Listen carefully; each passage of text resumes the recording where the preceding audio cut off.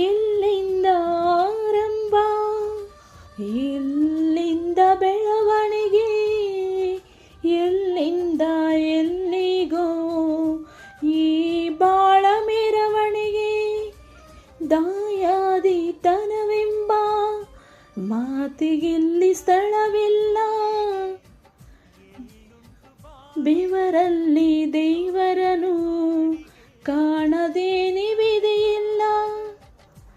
ಗುರಿಯಿಲ್ಲದೆ ಗುರುವಿಲ್ಲದೆ ತಿರುಗಾಡುವುದೇ ಭೂಮಿ. ಈ ಸೋದರ ವಾತ್ಸಲ್ಯಕ್ಕೆ ಇದು ಬೇಕಿಲ್ಲ ಸ್ವಾಮಿ ಎಂದೋ ಬರೆದ ಆ ಪಾಂಡವರ ಬದುಕು. ಭೂಮಿ ಮೇಲೆ ಇನ್ನೂ ಅಳಿಯದೆ ಉಳಿದಿದೆ ಇಲ್ಲ ಕೊನ್ನೆಗಳ ನೆನಪುಗಳೇ ನಾಳೆಯ ಭರವಸೆಯು.